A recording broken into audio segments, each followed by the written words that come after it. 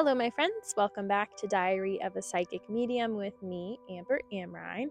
Today we've got my soul brother Rashad back for a very interesting exploration into inner earth. We talk to a gentleman that lives in the inner earth to learn about what it's like day to day, how they operate. Get ready for the adventure. Here we go.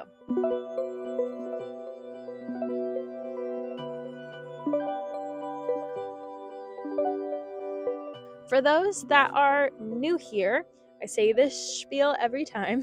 Rashad is my soul brother. We share the same soul, so we are essentially the same person. There are different soul aspects in him than there are for me. We also have a third soul brother, Peepo, who has also been on this podcast. And yeah, we're all just here to kind of fulfill our soul's mission, but in multiple bodies. We go more into detail in previous podcasts, but for those that have been around and have heard this spiel a million times, I will leave that there. Alrighty, so inner earth is a hidden realm that is believed to lie beneath the earth's surface that is inhabited by advanced beings or spiritual entities. So specifically Agartha is a legendary city is a legendary city or realm often associated with inner earth. It is believed to be an advanced civilization located deep within the earth, often depicted as a utopia where enlightened beings live. It is said to hold profound spiritual wisdom and knowledge accessible to those who seek enlightenment or guidance. As we will discuss a little bit, some believe that Agartha can be accessed through various entrances, such as caves or hidden tunnels, often situated in remote or sacred locations. So, let's get to it. Here we go. All right. So this is going to be again used for I think part of my podcast and your podcast as well and all of our podcasts. So if you're listening and you hear some of this same not even material, the same whatever we're doing here on both of ours once mine gets going, pardon us, but we're trying to figure out how we're going to do this. But even though this is hers, this is Amber's, but I got to steal this somehow. I'm trying to figure that out. We're the same person. It's all I good. know, I know, I know. We'll figure it out. How are you? I'm back. I'm so excited to be back on your podcast. You have no idea. Yes, I'm excited to chat. I have friends who are your clients now who reach out to me and like, I heard you on the podcast. Oh my God, it's so amazing and da da da da da da da. So it's actually fun. Inner Earth, big, big topic, right? Is there an Earth inside the Earth? And this is what I actually brought this to you this time Mhm. because I've heard since I was, I think the first time I looked at this or heard about it, I was in my 20s. And this was like, Google probably was just getting around, right? And I started seeing this story about this guy, Richard Byrd, Admiral Richard Byrd. But right before we get to that, this might be interesting. So, as you know, I am still on my Mantis discovery, and I talked to you about this a couple of weeks ago. I think when I was in LA. Um, for some interesting reason, the realization where I am part of a Mantis program, right? Yes, there is a general theme, but there is a program that I am one of, they say possibly only 15 people on the entire planet that is infused with Mantis DNA, right? And that's triggered an interest within me to understand, wow, it's taking me to a deeper level of thinking, right? Like, okay, well, yeah, do I feel special? Sure. But it's You're like, very special. yeah, oh, thank you. Thank you, Amber. You're gonna make me cry on the podcast. But it's like, okay, what does that really mean and why is that so important? Like what is the importance behind that? And I just wanted to ask a question to the general ex-correct. I'm probably still messing it up, sorry.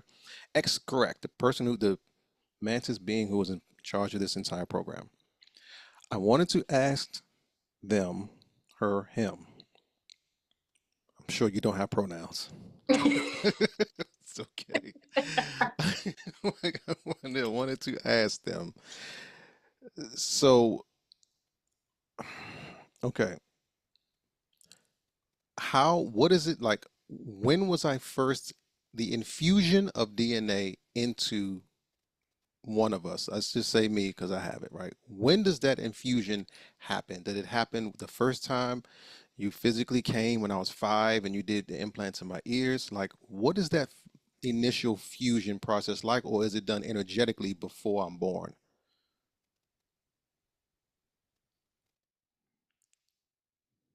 It feels like before you're born, there are receptors or something that are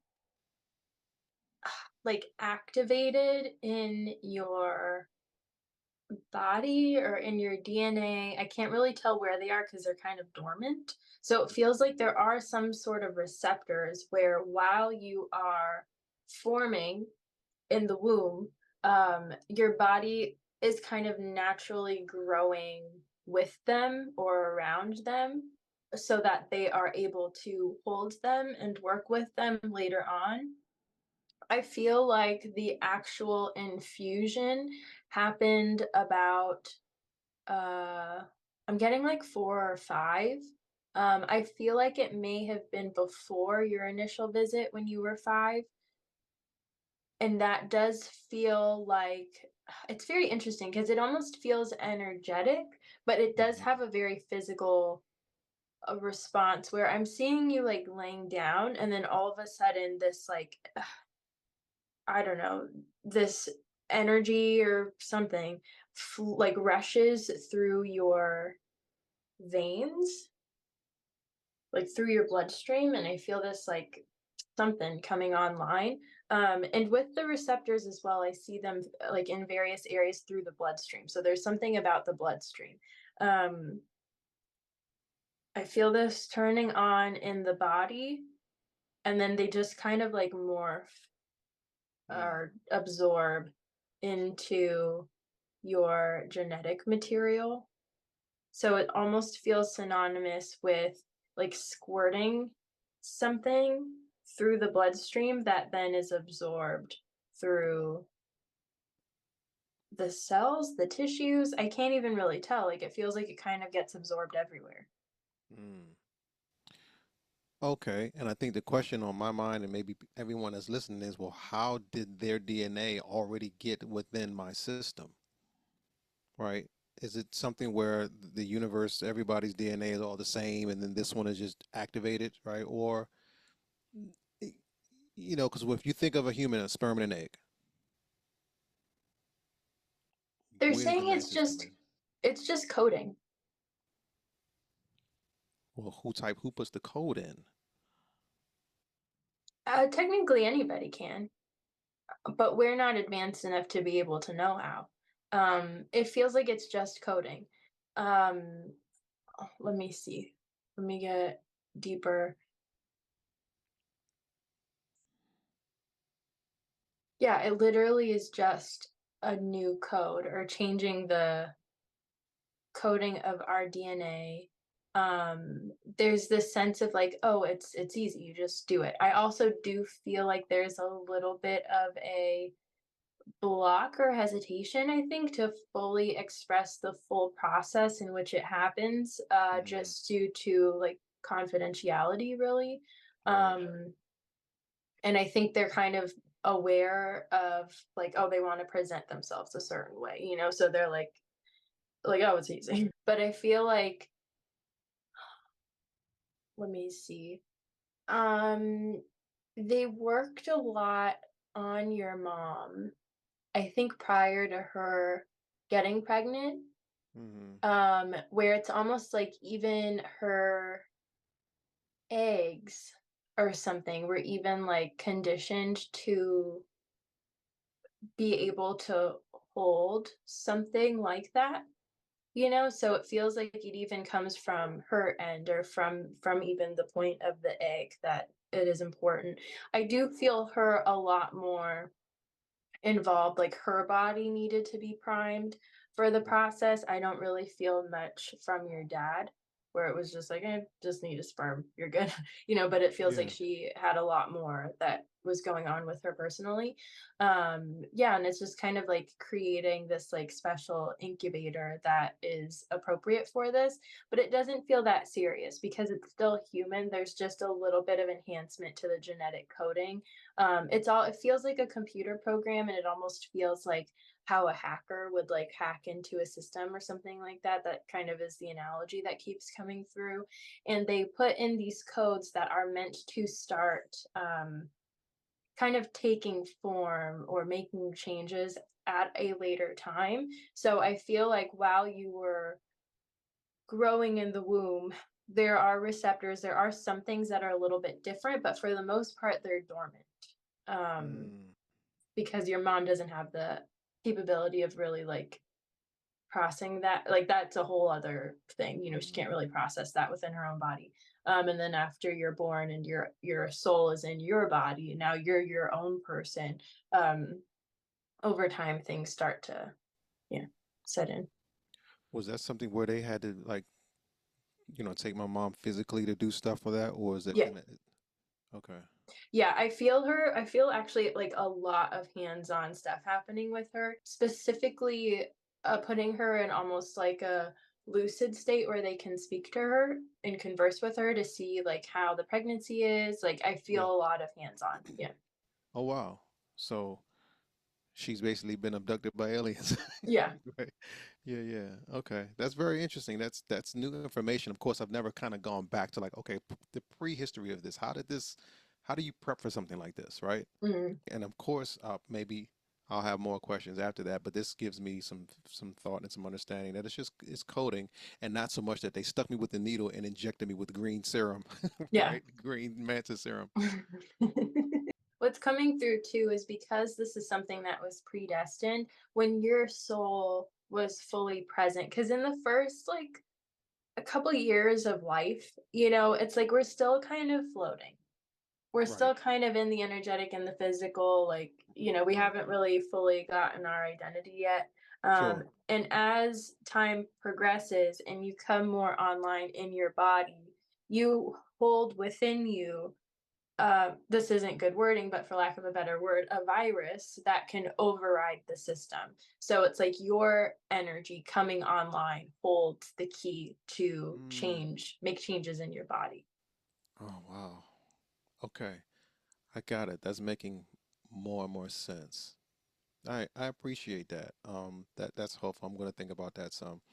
And I promise people we are getting to Inner Earth. I know you probably read the tagline and you're like, Inner Earth, right? Okay, we can energetically dive deep into Inner Earth, right? Or would it be even more feasible to talk to someone that's in the Inner Earth, maybe because if there's Oh a yeah, that'd be commander, cool. if there's a leader, right? And so then I had the other thought, well, I'm quite sure the Mantis have been to Inner Earth and know all about it because they're around here.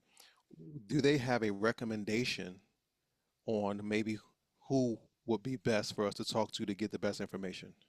When you were already saying connect to some sort of like leader or something, I was already connecting to somebody who's already coming forward. Oh, So the nice. mantis aren't needed for that. Um, okay, it's interesting. For some reason, with Inner Earth, it's bizarre because of how connected I am to the fairy realm, but I've never really I have a very, very minimal knowledge of Inner Earth stuff. Literally, besides what you have told me, I have never explored it. So I'm excited to. That's a very good thing then. So let's go in. Okay, so my very first understanding of Inner Earth is the story I read from a guy named Admiral Byrd, and this was like in the 1920s, 1923, I believe. Um, as the story goes, he's in the Marines, Navy, whatever, and but he wanted to go to the North and the South Pole. Pardon me, people, if I screw this up, but I know I'm close.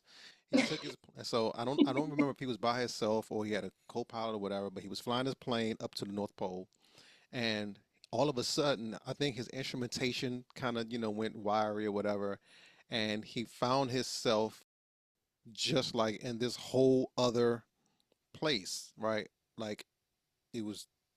it was just things that weren't supposed to be there. Trees, beautiful lakes, right? Just this whole other place. And he didn't feel like he left Earth or anything. And then he lost control of his plane and he was pulled in. He just, whatever was there was pulling him in, almost like Star Wars, where they grab your spacecraft, landed, and he met with the Agarthans. And they were very kind to him. They talked about whatever, sent them on his little merry way. All right. Um, that's kind of what I remember from reading that 20 years ago. So, um, I've heard so many different stories about, okay, well, it's more of an energetic place. And where I want to start is, gosh, it's difficult because I want to talk about, I've heard that there are holes at the top of the earth and holes at the bottom of the earth. So you have the North Pole and the South Pole, and there are actually holes there that lead into, it's almost like a tunnel, or what's the Mm-hmm. thing, like a A trapezoid thing, funnel or a something. funnel kind of thing. That's the actual shape of the earth. Not sure if I believe that, but that's how you get inside. Or is the earth a solid piece of round ball of rock, right? So that's my first question. Does the earth have these openings at the top and the bottom where they just don't show us from space or whatever? That will let me know something. Okay, so I will start by so the first thing that I'm feeling is this sense of almost it feels a little disorienting and it's making me a little nauseous. So it's a little Mm, like okay. I don't know, just feel a little like ooh, Mm, a floaty little bit, woozy. yeah. What the sensation I was feeling before you talked about the North and South poles was almost this sense of like this my energy is almost like going in and through where I feel like instead of being like where it's like the Russian dolls where there's like a world and then a world inside. This feels like our land that we reside on. If you flip it upside down, their land is where they reside on, and the sky is like the core. You know what I'm saying? So it's like a Mm-hmm. instead of being inside, it's like this weird flip Weird around flip over or mirrored something. Yeah. thing. So that's what I'm feeling right off the bat. And even like my energy being within it, it's making me nauseous for some reason. But it's almost like even the way that gravity feels is different. Like it Okay. just doesn't like I feel upside down. It feels very bizarre. Um, I feel like there's some sort of it's almost like the electromagnetic field is the law. I guess like gravity is the law for us. It feels more like the electromagnetic field affects them more or something like that. I'm not sure. Um, but all of that to say, when you were talking about this opening on the pools, I was like, oh, that makes sense. Cause I feel this sense of like being pulled into a Pulled in. whirlpool or something like that, and then things like flipping upside down. Um, I Mm. don't feel like There are like physical holes. yeah, I don't feel like Yeah. there's a physical hole.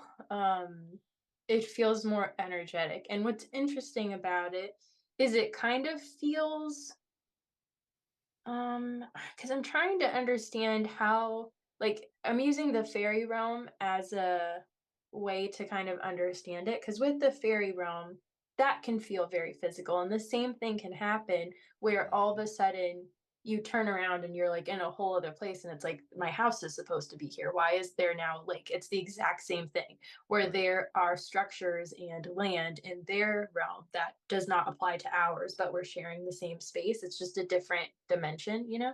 Right. Um, so I'm trying to compare it to that to see how physical it is, how literal it is. Mm. And it doesn't feel like it resides on our in the 3D realm. Mm-hmm. But it does feel close. It doesn't feel as fine and energetic as the fairy realm. It feels kind of like in the middle. Kind of right in the middle. And that was one of my kind of next questions was, if there was no water and everything was a flat land, if like right, if we just kept walking, would we see inner Earth, or do we? It almost feels like we have to pass through a certain dimensional plane to. Yeah. kind of cross into where they are. And obviously that is possible. Yeah, the same way that we can just walk into the fairy realm. It Right. all shares the same planet, but their realm is a lot more human. Their realm is a lot closer to ours.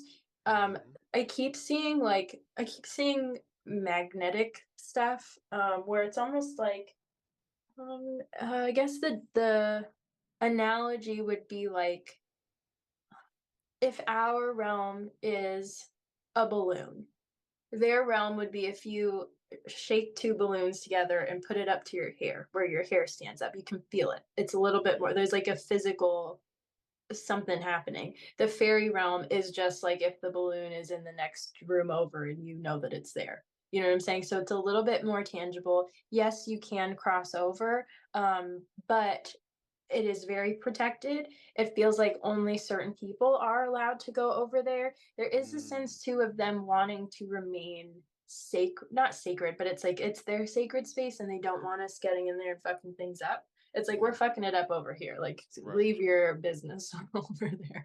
You know, they Mm. are very warm and welcoming, but there are strict boundaries. Um, I am also hearing that they hide in plain sight. So the portals or whatever you want to call them to transport you into this like lighter realm or higher dimension are hidden in plain sight. So it is possible for people to accidentally kind of fall in should they give them the option to. That's very interesting because that was going to be one of my later questions was about the protection, like not so much your protection system, right? But how do you know when people are coming in, right? And I guess we can kind of jump into that now. If someone actually happens to fly over it, and from what I've heard, wherever this portal is, it's protected by the military now or something, right? Like they know, our military knows when someone is Mm. getting ready to be in that vicinity, whatever is going on. So on their side, how do they know when something is getting ready to come through this portal? So I think an important thing to keep in mind is the military thinks they know. But they don't know Or now. the military thinks they're in control, you know, it's just kind of to like here you go, here's your cookie, good job, Yeah. stay here, you know. It's I feel like that's almost like the agreement, you know, where it's like at least humans feel like they're doing something. It Okay. appeases the, you know, overarching power to kind of provide a sense of balance because the inner earthlings are not malicious. You know, if they just want peace, they don't give a fuck. It's like if that's what's gonna make you happy and make you feel like you've got some power in this, go for it. It feels like they can feel it. I keep getting this, it's a weird feeling of like I keep seeing it from the sky where it almost feels like the sky is a membrane or something. And if somebody were to, it's like if somebody's pregnant and like you push on the stomach, it almost feels like that where you would like feel it or hear it. Like you can sense when somebody's tuning into it. It like pushes on this membrane or something. It's very Oh weird. wow. I've heard that the sky, so the light source that's inside of because obviously I'm not sure if they use our sun for a light source or if they have their own. So I've kind of heard that they have their own sort of light source in the sky, but no one can kind of know what that is or where it comes from. That makes sense. Yeah, since how I saw it was like opposite, then it's almost like the core is the light source, the lava or something like that, you know? Interesting. So does it feel like they're maybe an opposite polarity to us, Oh, probably. right? Their light source, they're in perfect harmony with it. I guess it's Hmm. like the same way with us. If there's a solar flare, if some, it's like we depend so much on the sun, but it's not really out there to harm us. I feel Hmm. like, I mean, this is going into a whole other direction, but I feel like we're conditioned to think it harms us through like skin cancer and like all of Right, this fear mongering stuff. But right. that's not the case. And it feels similar to them. And I'm even, they said this is the true sun. This is the true because there's something artificial sometimes about our sun, whereas like this is like the heart. And I can understand from their perspective that is the true, right? But us on the outside, can we tap into your sun or because if you're saying that's the true sun for I guess for you guys, our true sun is up above us to give us light. So if our sun went out, we'd be in trouble. I feel like they're speaking more figuratively Okay. rather than literally, where Yeah. there's something about the sun, and I feel like we've had a conversation about this before, where something about it just feels artificial. We have. Yes, I have notes on that. Yeah. Yeah. Yeah. And they keep pointing out like it just feels empty. It feels like styrofoam. It just I don't know. There's something about it that doesn't feel right. Whereas Okay. with them, their son, it feels like a heartbeat. Like it Mm, feels there's it feels like how we should feel about our son, and I'm okay. almost wondering, this is going to kind of go in a weird direction real quick, but I'm almost wondering if just because of societal conditioning at this point, we've disconnected so much from the power of the sun or the energy there, that just like collectively we just view it as this thing rather than understanding the power within it. And if we were to approach it giving it gratitude for like vitamin D and for giving us life and whatever, warmth, it almost like awakens this inner light within ourselves. It's almost like it's a reflection of our own heart space. And with them, it's like their sun is the heart. Yeah. It's their heartbeat. That's how they see it. It's a much more intimate connection. That's very interesting. So let's ask, who are you talking to right now? He said in a Garth and Gentleman. You should have saw your face when you when I asked that. You went like what? An Agarthan gentleman. Okay. Agarthan gentleman. Is everyone in okay, so first, is the name of your inner earth really Agartha? Or did we make that up? Do you guys call it Agartha? They do not. Okay. Do you have a name for where you are? Yes, but they will not say. Understood. I Do will you say there are a lot of vowels. there are a lot of vowels? Yeah, like A's and E's. Okay. Oh, A's, D's, and O's. I feel like it's close Abba to dabba dooba. Agartha. Oh, it's close to Agartha. Okay. But not totally. I think it starts with an E, which can sound similar to it. It's similar, but it's not totally that. Okay. What do you, so this is just coming from a purely physical standpoint. What do they look like? Do they look like, can they pass as humans? What is their skin color, Yeah, they can hair? definitely pass as humans. They look like humans, but they almost look like uh there's something about them that kind of looks like a what's it called? Like a centaur? A centaur? Is that the half human, half something? I don't know. There's something about their face that looks like a little more like an animal, kind of, but they are very human. It's kind of like their noses almost remind me of a cat nose, how it's like a little bit flat and flared out, but it's kind of closer to the face and has a very straight tip. Hmm. So I'm feeling it's like there's something about their features that almost look like not it's not a cat, but it's like something like that. But they are human looking humanoid. The one that I'm talking to has long, like gray hair, Hmm. a long gray beard. Um, I'm seeing them with different, like some people have like more golden colored hair. They all seem a bit more tan. It's very warm colors, like golden hair, like golden skin. Everything feels more like in the gold realm of stuff. I'm trying to see if there's any like brown hair, black hair, or other weird colors. It Yeah. all feels very earthy colors. There are Hmm. brown hair, black hair. Yeah, there's everything. Um, Kind of like the full range of colors that we have. With skin colors, yeah, there's a full range of skin colors. But they all tend to be more on the like tanner side. There are some people that are more pale, Mm. almost looks like albino, like it's very pale. I feel like they have less toes than we do. Almost looks like a hoof or something. The hoof. Not really, but it's like their feet just look a little different. They have a Do they wear different shape. shoes? They some do. Some do. Okay. I feel like as like culturally they like to feel connected to the ground. Yeah. So their feet feel very calloused. Okay. So they don't need to, but there are some that do. They're not like because I'm also feeling this sense almost like there's like this more like royal area or something like that. That does feel a little bit more like dressed up. It feels more extravagant. For some reason, I felt that too.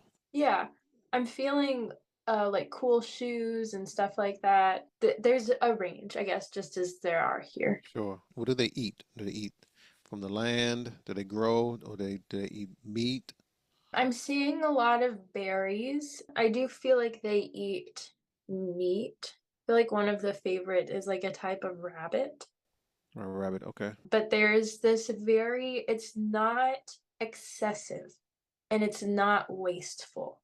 Okay. Everything is it's like very harmonious, where if you are eating something, there's gratitude. You're collaborating with it to now have the energy to do something with that fuel. It feels very mindful. It's not just like eating for the sake of eating. Eating. Yeah. Everything is very purposeful, a much slower pace. Right. Okay. So, Mr. Agarthan gentleman, you were just living your Agarthan life, right? Walking down the street, wherever you were, right? I'm assuming that maybe you or maybe everyone there is telepathic in some sort. Um, and you're Yeah. shaking your head, yes. So, how did you first get this connection that we were willing to talk to someone from Agartha? I guess I'm trying to figure out, right? I mean, you're physical, you're human like us, right? How did you know that there was someone who needed to talk to an Agarthian? How did that work for you? He kind of like he put his arm around me, which was interesting. So there's this sense of familiarity with me, Okay. which is kind of bizarre. Like what he was saying is like it's like if I call a family member, they're gonna pick up. So it's like, oh, if Mm, she's calling us, of course we're gonna answer.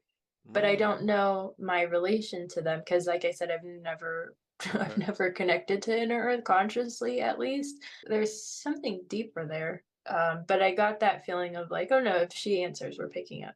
It feels kind of more of like a telepathic thing where it's almost like I keep getting the analogy of the womb again, where if there's somebody on the belly talking to the baby, it's like the voice comes in. It's close, they can feel it. So they reciprocate, you know. So would this be sort of like, okay, let's say you're out for a walk or you're doing some work or something, right? And this is more of an energetic conversation that another part of you is having, or have you stopped what you're doing and you need to focus on this conversation? Well, they can do both, but because they are more mindful, it Mm, feels wasteful to go about their day and not be present in the conversation. okay, I think culturally it's just respectful. right, And I feel like humans don't tend to act that way too, which is why like, hey, we're good. It just feels like to them we're very disengaged, mm, and it's just kind of like they just don't feel respected. Not to say that they're like closing us out because we're bad, that's not at all what it is. It's just cultural differences, and they've right, chosen to just kind of remain sacred, and it feels important that they do so. However, I do feel an integration back to some sort of like collaboration or connection with them. However, it feels like we have to initiate that through our heart space. It's like if we activate it within ourselves, then we uh, like slide into a relationship with them. But it's kind of like they're holding their space. There sure, are rules and prerequisites. And when right. it's time, when we're ready, we can go and fulfill them, you know? Okay. So how do you're obviously a part of this earth. How do you know or how do you keep up with? our side of the earth affairs, right? Like what's going on? Is it like we have television and we're told things because that's we're very physical, eyes, nose, ears, all that. So we have to watch television to find out what's going on, or some other people tell us. But now we have channeling and things like what we're doing that we can get deeper information. For you guys, how does that work? Do you have a means of, okay, this is, I can watch this and see everything that's going on the surface of Earth, or is it more you can just sit like telepathically and get all the information you need I feel like they can feel it. They don't care enough to keep up to keep with up? Okay. what's going over here. They don't care. Just say you don't It care. It's fine. yeah, it feels like if they want they can feel it. They're very connected to the earth, so they can feel when Okay. something's weird, you know? They also see the bigger picture. They understand. That's why with them, it's like we're holding safe space, and Mm-hmm. when you're ready to meet us where we are, we're here, you know? But it's like they understand the bigger picture and understand that that's necessary. So when you say we're ready, when we're ready to meet you where you are, what does that connection look like for you? So from us, from someone who, like say for myself, right? I don't do what Amber does. The way she channels how she's talking to you right now, I don't see myself as doing as of right now. So if someone like myself wanted to be able to initiate that conversation with someone like yourself, who was of pure mind and heart like myself, what does that look like for you? Does that look just more like an energetic exchange that we have to trust that we're talking to you, or would there be some sort of visual hearing thing involved in that? So it can be very physical. And I think what's important to understand beyond anything is that at the end of the day, we're all of the same place. Mm-hmm. This is our home. You know what Oh, I'm okay. saying? We're all of the earth. It's like even with this is kind of a weird analogy. I'm not really sure where they're going, but I'm saying like if you see a rabbit running and you're trying to befriend it or something like that. You don't necessarily speak the same language, you don't have the same mannerisms, but there Right. are little like cues that you'll receive to understand, like, oh, this rabbit is receptive. If I leave little treats out and it doesn't run as I approach it, then I know it's like, oh, it's coming to trust me. There's some sort of relationship happening. There's this deeper understanding that we're safe. I see you. Yeah. It Yeah. feels like with them, they're also telling me it's like with the fairy realm, with fairies, you can get very physical confirmation of their experience. I had a client the other day tell me that she was on the phone with a friend talking about fairies, and this mug started to shake like there was an Oh, earthquake or wow. something, but specifically that, so it's like there are physical signs like that. And Mm-hmm. if fairies are able to do that, they're even more physical than the fairies are. So it's a very, very doable. But I think because their realm is so pure and in this place of trust and putting all of you into something presence, you know what I'm saying? It's kind of like you naturally have to approach it from a place of trust and Mm-hmm. humility, honor, respect, and just like allowing things to happen as they need to. So it's like a prerequisite to kind of not going in questioning things, questioning them, bringing our own Mm-hmm. convoluted fear Right. dialogues to the table. Right. How do you guys, so basically, how do you multiply? How do you procreate? Is it the same as humans, or do you have a different process of having children, sex, that whole thing? He's the way that he's coming, and it's kind of silly actually that he did this, but I feel like there's a sense of like, I am a gentleman. We don't bring this to like work discussions. Oh, But I think I try to change it where it's like, no, it's like a scientific thing. We're just trying to yes, very much understand. so. And I think I also want to clarify there's no shame about it. But this Right. he's trying to come through very professional, and it's like you wouldn't. Go Wow. into a Okay. business meeting and be like, "How do you have sex?" You know. Understood, but tell him, give him my sincere apologies. No, he's not offended. You're good. Okay. He was just taken aback. Yeah, yeah, yeah. Well, no, it's just if you can hear me, or if you're talking to Amber, how it works, right? It's pure from an understanding standpoint from someone who has no idea of your culture, right? And that's where this is where this question comes from. Pure scientific and wanting to understand how you give more life to your inner earth world. I feel like he does wanna start just by saying, I feel like with humans, we have a very different view on sex than Hmm. they do, especially in today's day and age where everything is hypersexualized. There's a lot of porn addiction, like, it's just hyper in a direction that doesn't always serve our highest good. So I think he's coming into it just kind of putting that aside because for them, it feels very sacred. Sacred, yeah. It's a mixing of it's like a mixing of genetic material. So I do feel like it's similar to ours, but he wants to come through in a way that makes it almost like more poetic. It's more purposeful. It's more mindful. It feels very ritualistic. It's not done just for pleasure. Okay. I do feel like because with a lot of animals, there is not necessarily any like pleasure to it, whereas with humans, Right. it's different. And I feel like with them, they do have that quality where it is like there's a physical aspect, a mental, emotional, energetic, like it's everything is present. What he's saying basically is like it's how it used to be with Mm, humans. It's very mindful of the person. I do feel like there are certain rituals that they have where it almost feels more like an orgy or there's like a group of people, but that still is for a very specific reason.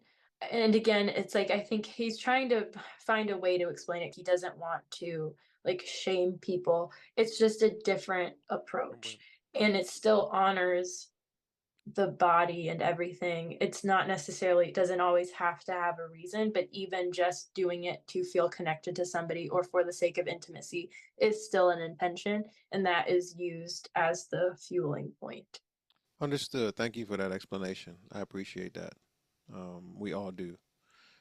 Is there marriage there in terms of a union just between two people? Is that more common or uncommon?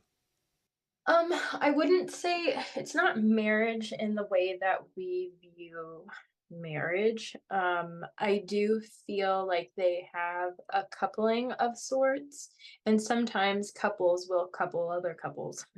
So I think Okay. it can be kind of like a polyamorous kind of situation Hmm. sometimes, but it feels like it very much honors the divine masculine and the divine feminine, which I feel like is where the coupling couples happens because they prioritize balance. So if Okay. there's a more masculine energy with the more feminine counterpart, that is now neutralized. And if you bring in another now masculine, it's unbalanced. So that then they'll have to bring in two or something like that to balance it. Right. And I also want to stress because I feel like nowadays too, just the divine masculine, divine feminine has kind of completely blown out of proportion. We all Hmm. have divine masculine and divine And feminine both. within our bodies, no matter who you are or how you present yourself or R- whatever it is. Yep. That is literally how our bodies function. That is how that's just how this works. It's an energy. I am a woman, but I have a lot of masculine qualities. You know, Hmm. it's this constant dance. So with them, it's really honoring that dance and how each person or body kind of steps forward. So yeah, they do prioritize balance in that way, but there are also some people that feel the balance, I guess, within themselves and don't feel the need to have a partner, Okay. you know. Sure. Okay. All right. Thank you. That helps. So Mr. Agarthan gentleman, can I call you AG for short for Sure. Agarthan gentleman? It works. All right, AG. So I just arrived in Agartha, right? In a city or wherever you want to put me at. I open my eyes.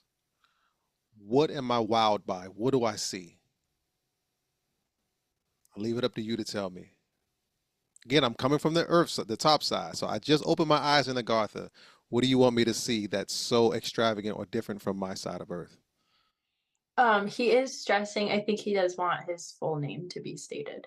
Ah, okay. Well, please, my sincere apologies. What is your name, sir? Agartha, gentleman. Okay. A Garthan gentleman. That is what I will call you. My apologies. You don't take that personally, do you?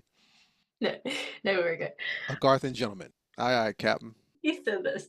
He's like, if you just fell into this mystical inner earth that you know very little about, I feel like that would be surprising. I feel like it's all very surprising. Well, I mean, of course, right? But let's remove the I fell into this place, right? So, right, I'm envisioning from only thing I can see from where I am, a street, a city, houses, right? Tall buildings, lights, cars, right? Stuff like that. Give me more of an aspect of what I would see in Agartha, maybe in an Agarthan city or space where people work, people play. Like, would I see trees? Do they look normal? Streets, street signs. I feel like it feels smaller than the surface, which makes sense. Yeah. It feels smaller. I do feel a little bit of like hesitation coming from him. I think just because, not wanting to mess with the sacred sanctity of it. I'm seeing a lot of like uh just normal nature scenes, I guess, lakes, trees, fields, but the water seems so crystal clear. Like it's not dirty. Nothing's Mm. it's like everything is in such a pure state See. Mm-hmm. where it's like even drinking it, I feel so much more like satiated and fulfilled. It's like everything has its Mm. essence. Everything is there for a reason and it's treated Mm-hmm. as such, which Mm-hmm. then changes how it even engages with us. Like everything feels so natural. I feel like at the grocery store, a lot of fruits and vegetables just feel empty or like watered Yeah. down. Yeah. And he's saying that it's like it's not even necessarily that like people are it's like GMO or whatever. Like sure that can have a hand in it, but Right. really it's just a lack of seeing it for what it is.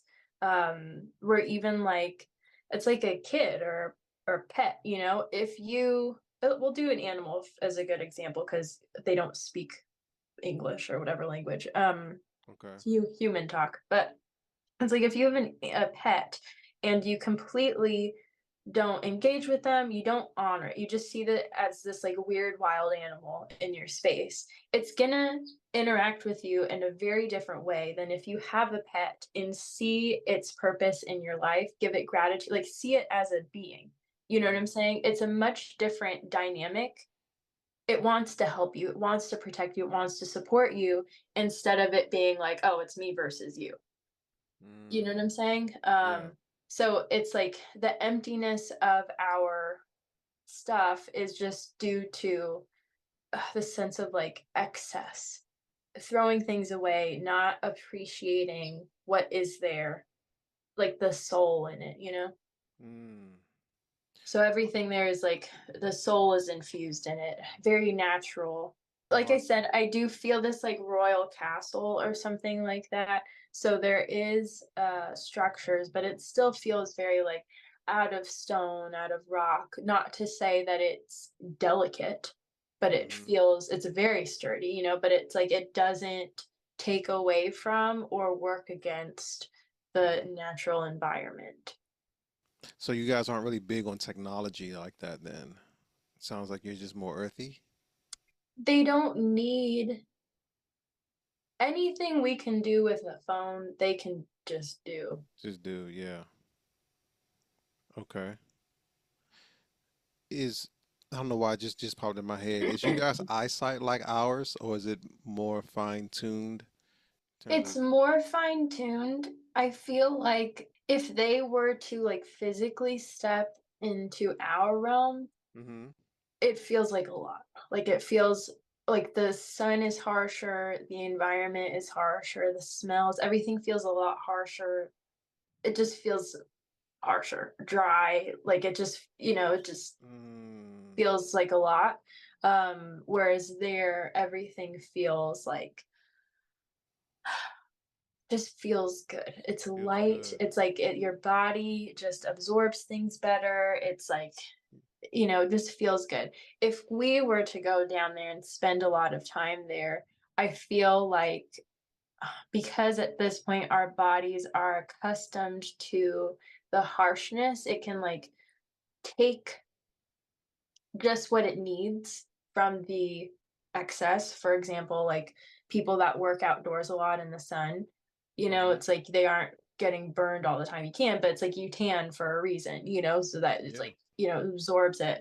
There's a protective layer that happens.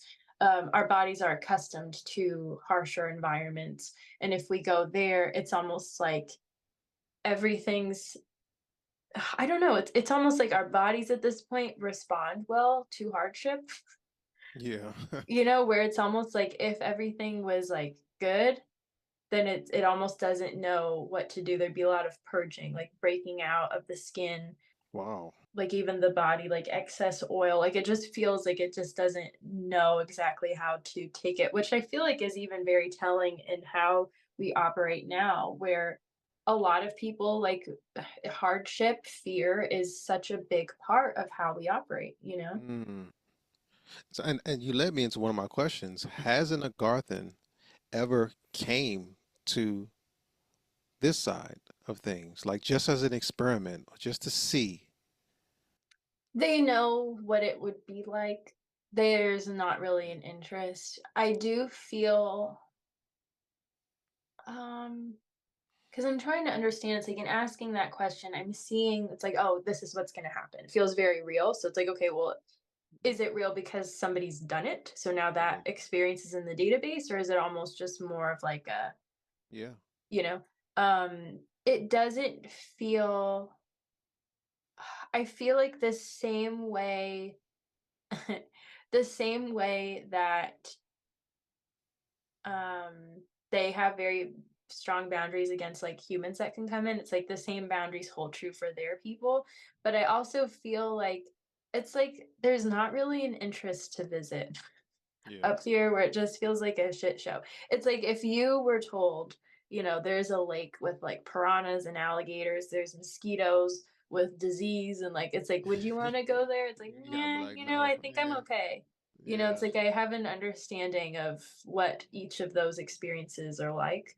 right, Um, I mean, there are still some people that will be like, well, fuck it. Like, I just want to experience it for the sake of it. And right. that's kind of more of a human thing. That's why we're here. They don't have Hmm. that same inclination. Understood. So, Mr. Agarthan, gentlemen, is this story of Admiral Byrd true? Did this guy back in the 1920s, if that time means anything to you, come in? Sorry, before we get there, they're also saying if there's ever a scenario that they want to try out, I do feel this little like pocket. It almost feels like a simulation or like a Oh, pocket timeline where they like try it out, oh, just to okay. see. And then if it's not right, then they can go. But now that like simulation is in the collective. Got it. But they're also being a little bit like I do feel a little bit of holding back. So there may have been a time way back earlier in our history, there was a lot more exchange between the inner earth and the outer earth. And I feel like even then it felt harsher, not to the same degree as now. Now it's kind of gone crazy. But Yeah. there was they could only be here for so long because it just felt a lot. It's like their bodies were deprived of a lot of Oh, stuff. But like I said, there is this sense of like hush hush, so I feel like there's more to the story. Anyways, ah, going back to your question, did he come? I do feel him there. However, I do feel it very, he was shown the interactions he had were very purposeful. Very purposeful. Yeah. Okay. So it wasn't like a accidental, "Oh, whoa, here I am in this random place." It's kind of like if we visit North Korea, weird analogy, but if somebody goes to visit North Korea, there's, like, a very specific list of places you can go to. It's like you have to be chaperoned, like, Yeah. there's, like, a very specific kind of requirement, and it Right. feels kind of like that where it's like, "Okay, this is what you're gonna see. This is what you're gonna interact with. There you go." Right. Okay. Understood. Was it so that we can be more introduced to you guys through his story? Yes, it feels like to help infuse their energy here. However, I do feel it not really like it wasn't their idea. It feels like it almost feels like the outer earth. It's like the collective guardians or something like that. Like they just needed to implement that. So, Okay. you know, it there's just a sense of like they just agreed. They're part of this collaboration, but it wasn't like their idea. They don't keep tabs on us like that. I got it. So, do you guys have maybe like some sort of a spaceport, or do you have interaction with extraterrestrials from outside of Earth where you know that they're of good nature, they're of the same frequency as you guys that kind Yeah. of come and go? Uh-huh. Yeah, definitely. Um, yeah. Okay. Do the mantis come there a lot? Not that frequently. There's really no need. Okay. They know of them and they have engaged with them, but not that frequently. So, Mr. Agartha, gentlemen, what do you do? What is your, I don't want to say occupation, but what is your specialty? What is your purpose in the Agarthan world? It feels like um okay, and with this there's also a bit of like there's only so much he's gonna say. I do feel like he's some sort of leader.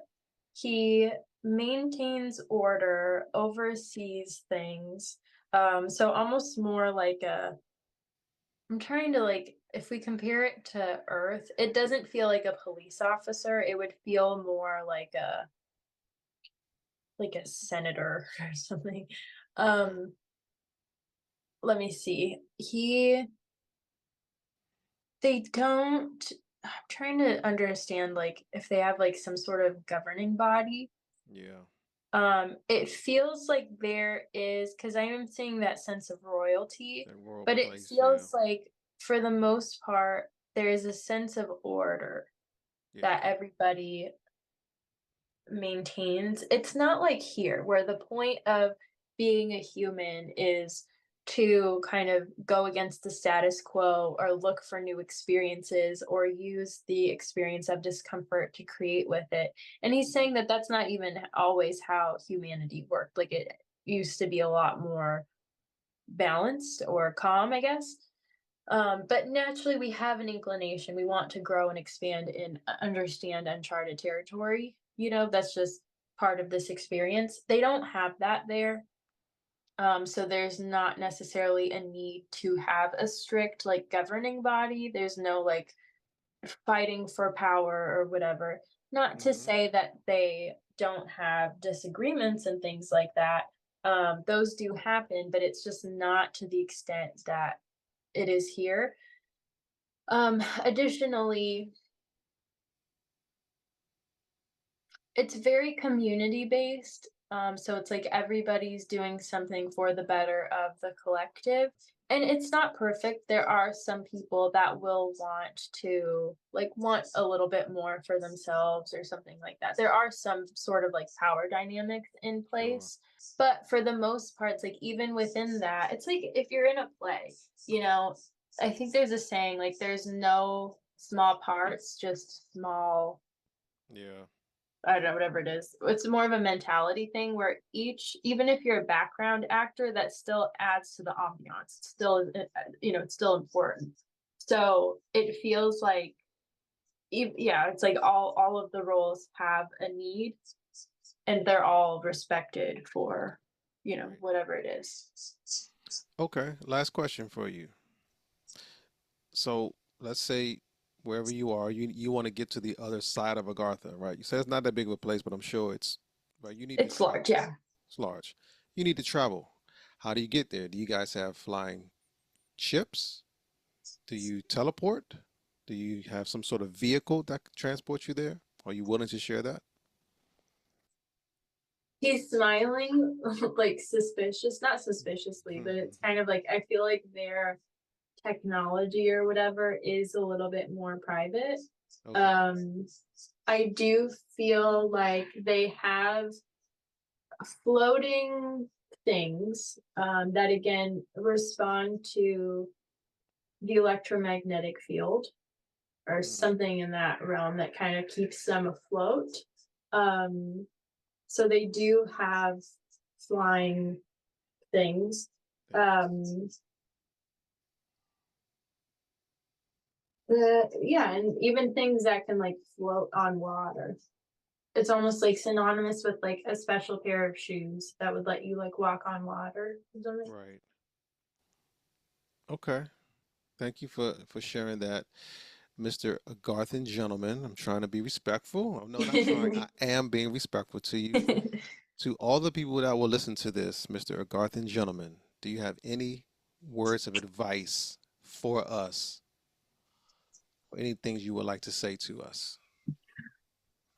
It feels like things are coming back around up here. And I think he's just really encouraging that people maintain their sense of freedom and peace, remain mindful. It's like all of the stuff that everybody talks about, be a good person, practice Yeah. meditation, reflect, try to put your all into things you're doing, just those normal things. But I feel like it's like we've heard those our whole lives, Right. but it's like we're at a point right now where it's like really starting to become a reality again. And I Hmm. think what's important is not allowing external situations, the he went like the simulation, to scare us into Yeah. thinking things are wrong.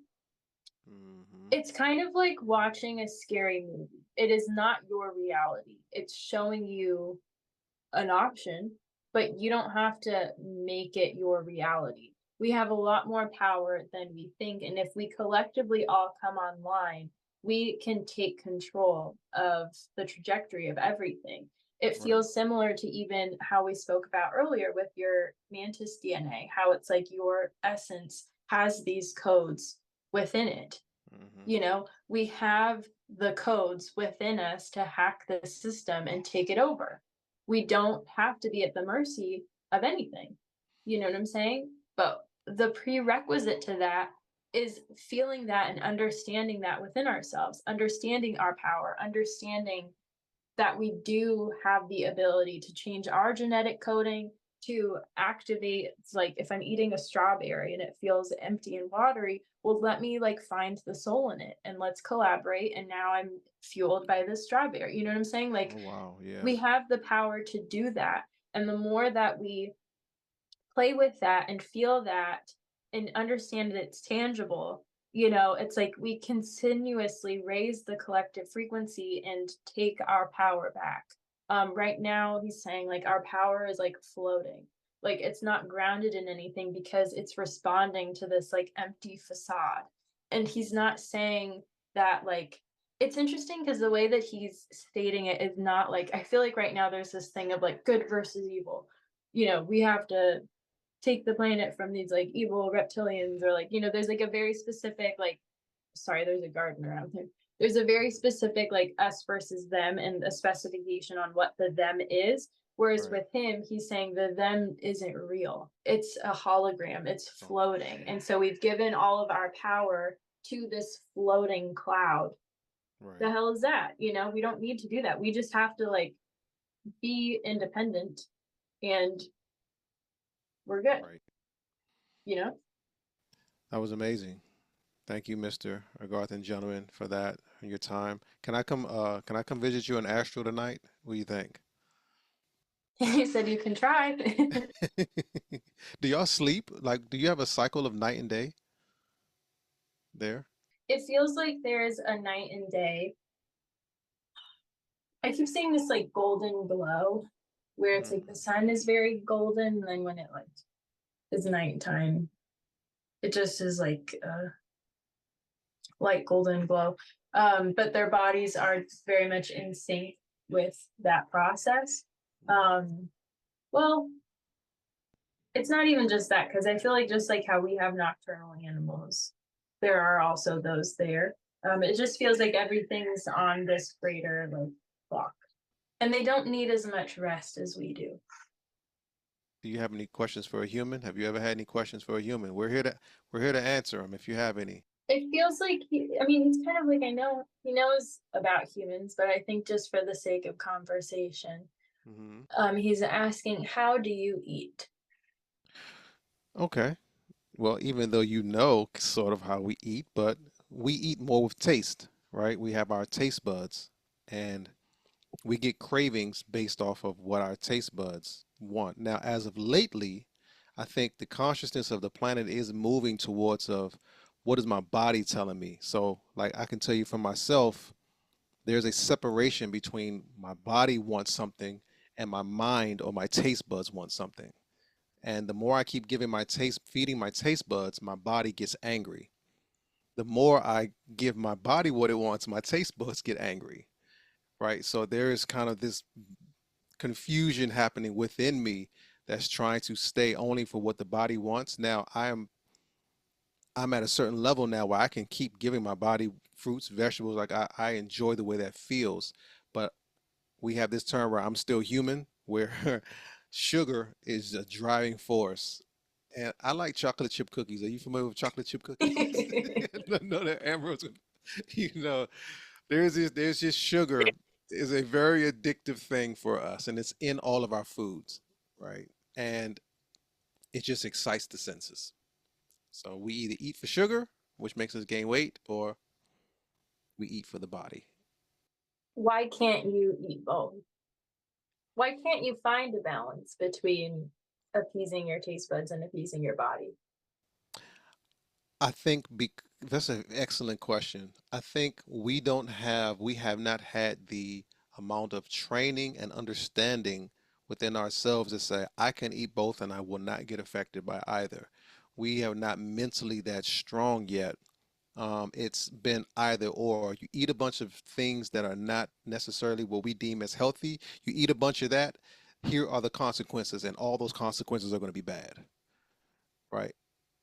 I just got a download. I don't think it's from him, but it's from something else where it was kind of like we've been introduced with so many artificial foods that are meant to stimulate our senses. However, because that has been so like hypnotic, Mm, or just like profound, it's again pulled us away from the fact that what we eat has a soul.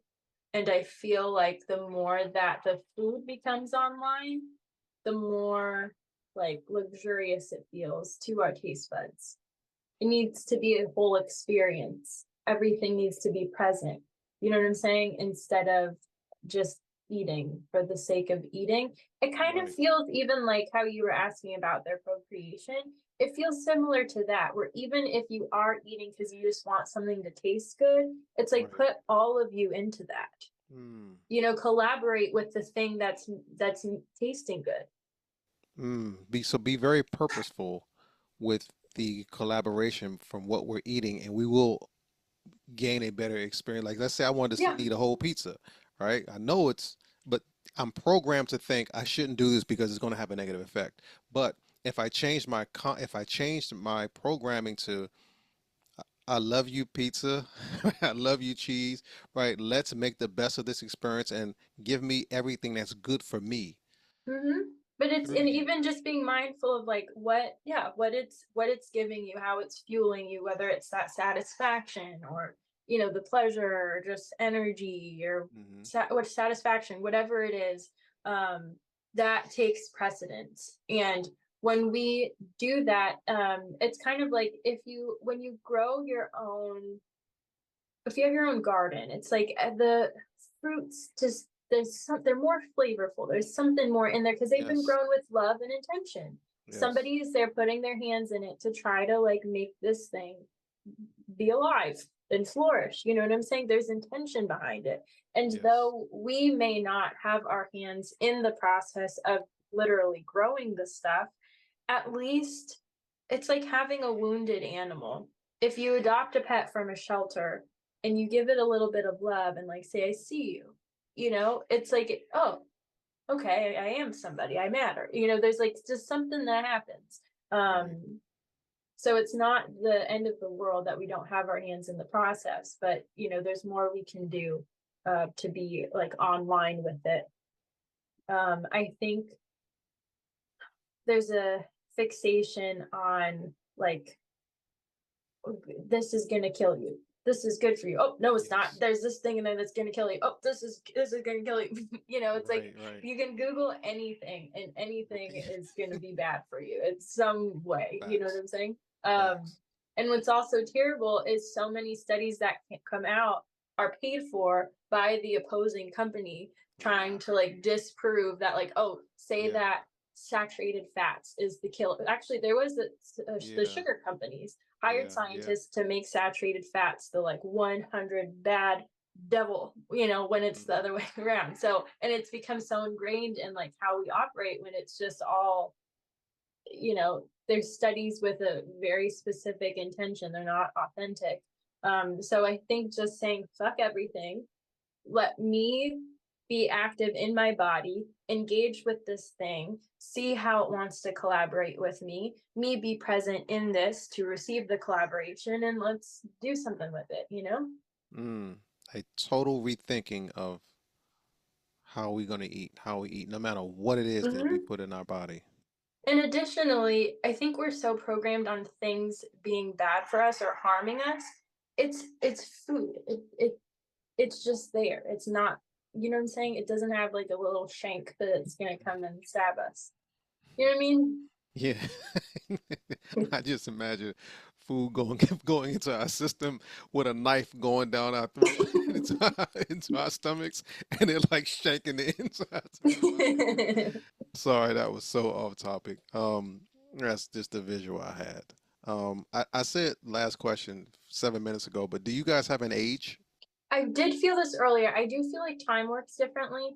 I was seeing an age range between like 35 and 42, sometimes push into 47, which feels very young from our end, but from Yeah, their end, it feels very long. Like it would be our like 122 or something like that. understood. Okay, I appreciate it. Thank you very kindly, Mr. My Agarthan gentleman friend. Until next time, we have a bunch of more questions to ask you if you're willing to answer them. Yeah, definitely. We appreciate the interaction. Awesome. Yay, thank you so much. This was a fun one. Yeah, Very this was interesting. very interesting. A lot of good information. Can't wait to share some of this and put some of this out. Yeah, awesome. Thank you. Anyways, I'll talk to you later. All right, bye bye. Bye.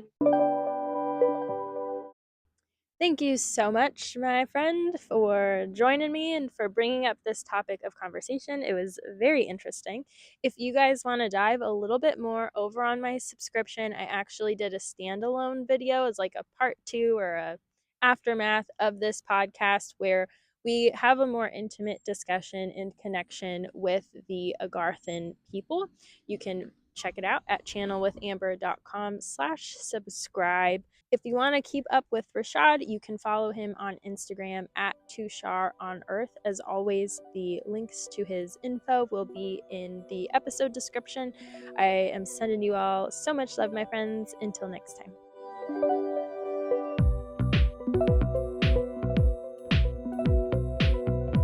Thank Thank you so much for listening to Diary of a Psychic Medium with me, Amber Amrine. To learn more about me, book a session, and check out my mentorship program, visit channelwithamber.com. Special thank you to Unicorn Heads for my theme song, A Mystical Experience. See you next time.